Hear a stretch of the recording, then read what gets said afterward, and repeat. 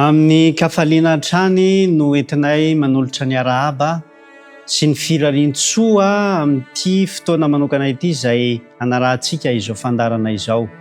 Koa ny fanirianay dia mba hanananao fifaliana, ny hanananao fiadanam-po ary ny ampitombo ny finoanao eo am-panarahana izao fandarana izao.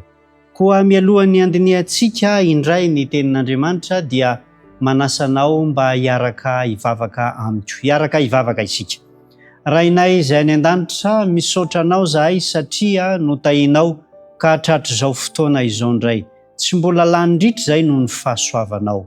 Hianatra ny teninao zahay ankehitriny, aoka ny fanahinao masina hitari-dalana anay amin'izany. Ny vavaka dia angatahanay amin'ny anaran'i Jesosy Kristy. Amen. Araka ny efa hitantsika tamin'ireo andro lasa dia teraka Jesosy Kristy mba hanafaka antsika amin'ny fahotana. Niatrika ireo fakapanahy marobe Jesosy Kristy nitafy ny maha-olombelona tahaka antsika mba hahafahany manavotra sy mamonjy antsika. Ary nanolotra ny ainy mihitsy azy izy mba hisolo ny vokatry ny fahotantsika. Zany hoe ho avitra ho antsika. Ankehitriny dia hijery indray isika fa mbola nandresy ihany Jesosy Kristy, nandresy ny fahafatesana na dia efa maty azy izy, dia nandresy ny fahafatesana mba ahazahoako sy ahazahoanao koa fandresena amin'izany. Zao no voambara ao amin'ny Marka toko 7 ny andininy 1:telopolo. Marka toko 7 ka ny andininy 1:telopolo. Marka toko 7 ka ny andininy 1:telopolo. Fa nampianatra ny mpianana izy ka nanao taminy hoe ny zanak'olona dia atolotra eo an-tanan'ny olona ka vonoiny. Ary rehefa voavono izy dia hitsangana rehefa afaka hateloana. Nampanantena Jesosy Kristy tamin'ireo mpianany fa na dia tsy maintsy hanolotra ny aina azy izy mba ho avitra noho ny fahotantsika, dia hitsangana koa izy ahafahany mandresy ny fahafatesana mba handresentsika an'izany koa. Ary ity fandresena ity dia fandresena niezinezina izay tsy mbola nisy tahaka izany. Zao no ambaran'ny soratra masina ao amin'ny Jaona toko 20 ny andininy 17. Jaona toko 20 ny andininy 17. Jaona toko 20 ny andininy 17. Ary rehefa nitsangana tamin'ny maty Jesosy Kristy dia zao ny zavatra niseho. Ary hoy izy tamin'ny Tomasy, atehafo eto ny ratsan-tananao, ka jereo ny tanako, ary atehafeto ny tananao, ka ataovy amilany voko, ary aza ho isany izay tsy mino fa minoa. Eto dia naniraka any Tomasy, ilay mpianatra Kristy, mba hijery ny vatany, mba hitsapa fa ny fitsanganana maty dia vatana azo tsapahittanana. Zay nitsanganan'i Jesosy Kristy tamin'ny maty. Ary eo amin'ny Lioka toko 4:20 aza dia milaza fa rehefa nitsangana tamin'ny maty Jesosy Kristy dia niara-ny sakafo tamin'ny mpianana izy. Ao amin'ny Lioka toko 4:20 ka ny andininy 1:telopolo. Lioka toko 4:20 ka ny andininy 1:telopolo. Zao no voambara amin'ny anaran'i Kristy. Ary raha niaraka ny hihinana teo aminy izy, dia nandray mofo ka nisaotra, dia namaky sy nanolotra azy. Ary raha niaraka nipetraka nihinana teo aminy izy, dia nandray mofo ka nisaotra, dia namaky sy nanolotra azy. Nisy fotoana izay niarahan'ny mpianatra tamin'ny Kristy nihinana rehefa nitsangana tamin'ny maty izy. Ny fitsanganan'i Kristy tamin'ny maty zany dia ara-batana, azo sapahittanana. Nasainy nitsapa izany i Tomasy. Ara-batana afaka ny fanerasera tamin'ny olona ary niaraka ny sakafo sy ny hinana tamin'ry Kleopasy izy. Tamin'izany satria Kleopasy ilay niaraka taminy ho any Emaosy dia tafaraka tamin'izy ireo Kristy ary rehefa nandroso tao an-tranon'izy ireo dia niaraka ny sakafo tamin'izy ireo. Anisan'ny zava-dehibe izay ambara ny soratra masina fa tena hita vatana ary niseho Jesosy Kristy nandresy ny fahafatesana. Tamin'izany nitsanganan'i Jesosy Kristy tamin'ny maty zany dia tamin'ny fomba mahagaga tokoa ary tamin'ny fomba feno hery no nandreseny Jesosy Kristy ny fahafatesana. Andeha mba ho jerentsika izay voasoratra ao amin'ny Matio 7:20 ny andininy voalohany sy ny faharoa. Matio 7:20 ka ny andininy voalohany sy faharoa. Amin'ny anaran'i Jesosy Kristy. Ary tamin'ny alin'ny sabata, raha vao mazava ratsy ny andro voalohany amin'ny herinandro, dia avy izahan'ny fasana Maria Magdalena sy ilay Maria anankiray. Ny andininy faharoa. Ary indro nisy horohoro-tany mafy fa nisy anjelin'ny tompo nidina avy tany an-danitra dia nakeo ka nanakodiany vato dia nipetraka teo amboniny. Rehefa tao am-pasany Jesosy Kristy mialohan'ny tsanganany tamin'ny maty dia nisy anjely izay nanakodia an'ity vato goavam-be izay napetraka teo mba tsy hahafahan'i Jesosy Kristy mivoaka. Tamin'izay fotoana izay nefa dia nakisaky ny anjely ilay vato. Ary voambara ny andininy manaraka aza fa ireo mpiandry ny fasana, ireo miaramila Romanina izay efa ho zato aman-jatony, rehefa nahita n'ity anjely ity sy nanoloana n'ilay horohoro-tany teo dia tsy nahatsiaro tena fa tahaka ny maty izy ireo, tahaka ny faty ny fijery azy ireo. Ary tamin'izay fotoana izay dia nisy feo ary nitsangana tamin'ny maty Jesosy Kristy. Ary rehefa nitsangana tamin'ny maty Jesosy Kristy dia foana ny fasana. Zao ny voasoratra ao amin'ny Jaona 2:20 ny andininy 9 ka hatramin'ny 17, izay manambara maneho fa rehefa nitsangana tamin'ny maty Jesosy Kristy dia foana ny fasana. Ao amin'ny Jaona 2:20 ny andininy 9 ka hatramin'ny 17. Ary avy koa Simona Petera nanaraka azy dia niditra tao am-pasana ka nijery ny lamba-paty nipetraka teo ary ny mosara izay nafehiny ny lohany tsy mba nipetraka teo amin'ny lamba-paty fa voavalona mitokana. Eto zany dia maneho fa tsy tao tsony Jesosy Kristy fa ny lamba-paty izay namomosana azy sy ny mosara izay namehezana ny lohany sisa no tavela teo. Manambara zany fa amin'ny fitsanganana maty dia ho foana ny fasana. Ary izay no nataon'i Jesosy Kristy mba ho ahy sy ho anao.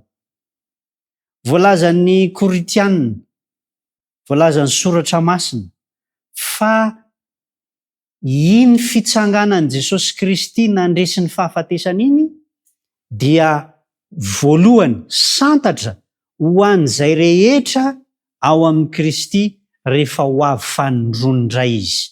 Zao ny voambara ao amin'ny Koritianina voalohany 5:12 ny andininy 20. Ary tsambikina isika eny amin'ny andininy 7:20. Koritianina voalohany 5:12 ny andininy 20 ary tsambikina eny amin'ny andininy 7:20 isika. Zao no ambarany. Nefa tsy izany fa efa nitsangana tamin'ny maty tokoa i Kristy ho santatra izay efa nodimandry. Efa nitsangana i Kristy ho santatra, zany hoe voaloham-bokatra ho an'izay efa nodimandry. Ao amin'ny andininy 7:20. Nefa samy amin'ny filaharany avy Kristy no santatra rehefa afaka izany dia izay an'i Kristy amin'ny fiaviany. Manambara zany fa isy fitsanganana maty tahaka ny tsanganan'i Jesosy Kristy, fa izy no voalohany, izy no santatra, fa ny sisa hozy izy rehefa manaraka izay dia amin'ny fiaviany samiaraka ny sokajiny avy. Eo amin'ny andininy fahaenina amby folo, eo amin'ny andininy fahaenina amby folo amin'ilay Korintiana voalohany, toko 5:5, dia manamafy izy, zao no ambarany. Korintiana voalohany toko 5:5 ny andininy fahaenina amby folo. Fa raha tsy hatsangana ny maty, na dia Kristy aza tsy natsangana. Raha tsy hatsangana ny maty, na dia Kristy aza tsy natsangana. Natsangany Kristy mba ho pirofo fa isy ny fitsanganana maty. Mahazo manantena isika ho an'ireo namantsika izay namoy malala, namoy zanaka, namoy havatiana. Mafy zany toe-javatra iainantsika izany. Saingy izao, nanome fandresenantsika Jesosy Kristy tamin'ny alalany nandreseny ny fahafatesana ny tsanganany tamin'ny maty, ary rehefa natsangana izy dia ho tahaka izany koa no hananganana ireo izay maty eo amin'ny Kristy. Izany hoe ireo izay maty ka nino azy tamin'ny fahavelomana. Zao no ambaran'ny Tesalonianina voalohany toko 4 ny andininy 4:4. Tesalonianina voalohany toko 4 ny andininy 4:4. Raha inotsika fa efa maty Jesosy sady efa nitsangana indray, dia toy izany koa no hitondran'Andriamanitra izay efa nodimandry tao amin'i Jesosy hiaraka aminy. Raha inotsika fa efa maty Jesosy ary efa nitsangana indray, dia ho toy izany koa no hitondran'Andriamanitra izay efa nodimandry tao amin'i Jesosy. Inona no tiany ambara? Raha mino isika fa efa maty Jesosy Kristy ary efa nalevina Jesosy Kristy, ary natsangana tamin'ny maty Jesosy Kristy ka foana ny fasana, dia ho tahaka izany koa no hananganana ireo izay eo amin'ny Kristy, dia tahaka ny nananganany an'i Kristy, foana ny fasana, ary tsisy ao intsony ireo izay efa nodimandry fa ny lamba sisa no hijanonao tahaka an'izay nataon'i Jesosy Kristy. Ry havana malala, nandresy ny fahafatesana indray Jesosy Kristy. Nitsangana tamin'ny maty izy, toe-javatra mahagaga no niseho. Nidina ny anjely avy tany an-danitra, nisy horohoro-tany mafy izay mbola tsy nisy tahaka izany, ary ireo mpiambina ny fasana tamin'izany fotoana izany dia niororo ary raiky tahotra ka tahaka ireny maty ireny. Nitsangana Jesosy Kristy ary niseho tamin'ireo mpianany sy ireo mpanaradia azy, niaraka ny sakafo taminy, azo ny tsapahitanana, dia ho tahaka izany koa no hitondran'Andriamanitra fa Jesosy Kristy misantatra aloha, izany hoe izy no nanomboka azy, ary ny sisa hozy izy dia amin'inona? Amin'ny fiaviany indray, araka ny voalaza ao amin'ny Korintiana voalohany toko 5:7 ny andininy 7:20 hoe nefa samy araka ny filaharany avy Kristy no santatra, fa rehefa afaka izany dia izay an'i Kristy amin'ny fiaviany. Rehefa ho avy Kristy, hanangana ny maty izy tahaka ny nitsanganany tamin'ny maty, satria efa nandresy izany izy. Mahazo matoky ary mahazo manantena isika fa izay maty eo amin'ny Kristy, na izay mbola ho faty ka ao amin'ny Kristy, rehefa ho avy izy dia hatsangany, satria zany no nitenen'ny soratra masina hoe raha ohatra ka tsisy ny fitsanganana maty dia tsy natsangany Jesosy Kristy, ary foana ny finoana sy ny toriteny raha ohatra ka tsy natsangana tamin'ny maty Jesosy Kristy. Amin'izao fotoana izao dia ampiasain'ny Satana ny fahafatesana mba hahatonga antsika hatahotra, ka eny mba handaozantsika hatramin'ny finoantsika mihitsy aza raha enjehana amin'izany isika, na miaritra fahoriana noho izany. Tsarovy fa Jesosy Kristy efa nanolotra ny aina ary efa nandresy ny fahafatesana ka tsy misy tokony hatahorana izany. Zao no ambaran'ny Hebreo 2:1-5. Hebreo 2:1-5. Fakitsika amin'ny anaran'i Kristy. Ary mba hanafahany izay rehetra nandany ny fiainany rehetra tamin'ny fanadivozana no nitahotra ny fahafatesana. Tonga tetỳ tany Jesosy Kristy naneho ny fiainam-pahamarinana, nanolotra ny ainy ho avitra, zany hoe nisolo vaika ny fahotantsika. Maty izy ary nitsangana tamin'ny maty, izany rehetrarehetra zany nataony dia mba hanafahany atsika izay andevo nitahotry ny fahafatesana. Misy amintsika matahotra fadiranovana an'izany atao hoe fahafatesana izany. Ka raha voapatahorina ny momba an'izany dia manao ny tsy fanao, ary misy mihitsy aza mandositra miala ny finoanan'i Kristy. Ry havana malala, manome toky atsika ny soratra masina, manome toky atsika Kristy, fa na dia maty aza izay mino azy, na mety ho faty aza, dia efa nandresy ny fahafatesana izy, ka tsy maintsy hatsangana tahaka ny nananganana azy tamin'ny maty izay mino azy. Fanontaniana mipetraka dia izao: ao amin'ny Kristy ve ianao? Fa na velona ianao na sanatria hiara-ny fahafatesana rehefa ao amin'ny Kristy, dia hatsangana ianao rehefa ao amin'ny fiaviany indray.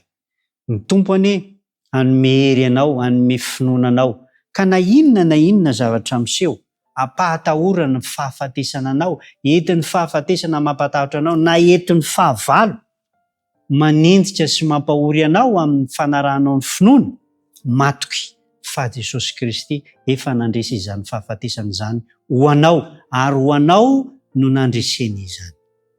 Miaraka hivavaka isika.